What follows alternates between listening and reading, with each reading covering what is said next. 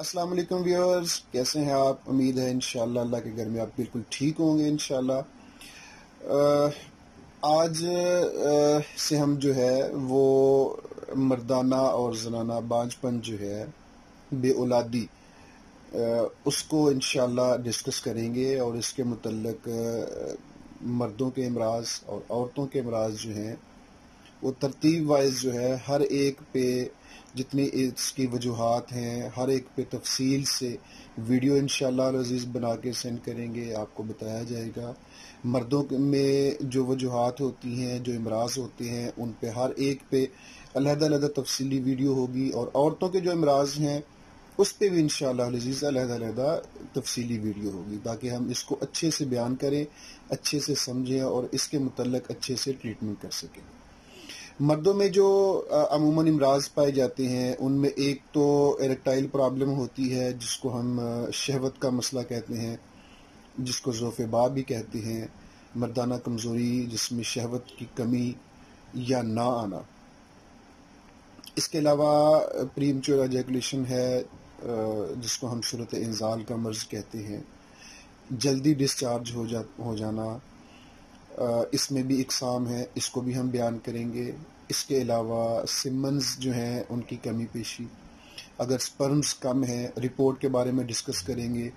कि स्पर्म्स जो हैं वो कितने परसेंट हों तो कितने परसेंट हमल का चांस होता है, और रिपोर्ट में किन किन चीज़ों को मद्देनज़र रख के इलाज किया जाता है, उसके किस तरीके से हम ट्रीट कर सकते हैं उसको, और किस तरीके से ग़िज़ाई इलाज के तौर पे भी हम इसको ले सकते हैं। इसके अलावा मर्दों में बाज़ का ऐसा होता है कि स्पर्म भी पूरे होते हैं, शहवत भी बिल्कुल ठीक होती है, लेकिन जो है वो मनी बहुत पतली होती है, या जो है वो स्पर्म पूरे होते हैं। ऐसे भी पेशेंट्स देखे गए हैं जिनमें 80% भी स्पर्म्स हैं,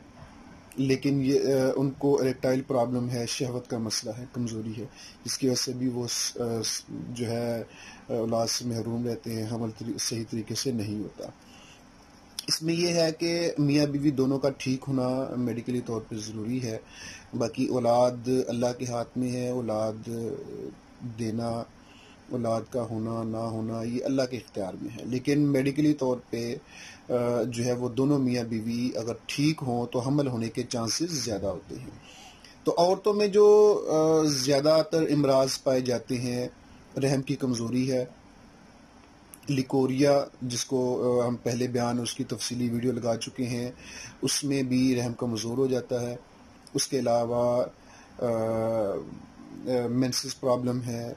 माहवारी का कसरत से ज़्यादा आना, कम आना, दर्द से आना, और उसके अलावा बेकायदगी,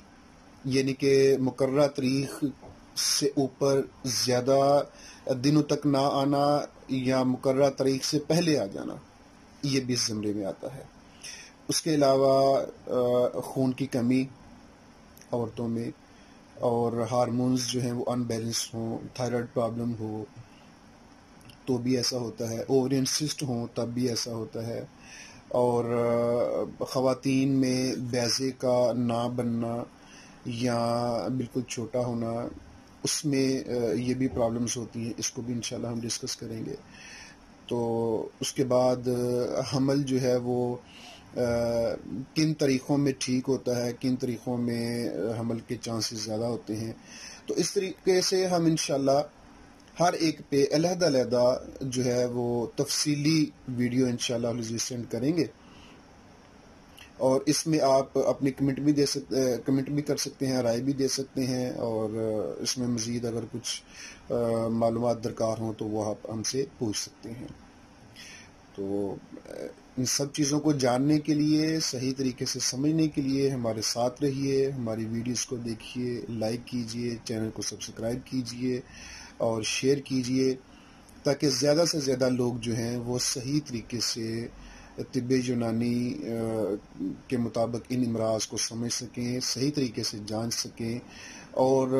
गलत लोगों के प्रोपेगेंडे और जो अताई हैं, जो तबीब नहीं हैं, जिन्होंने तरह तरह की अफवाहें फैला के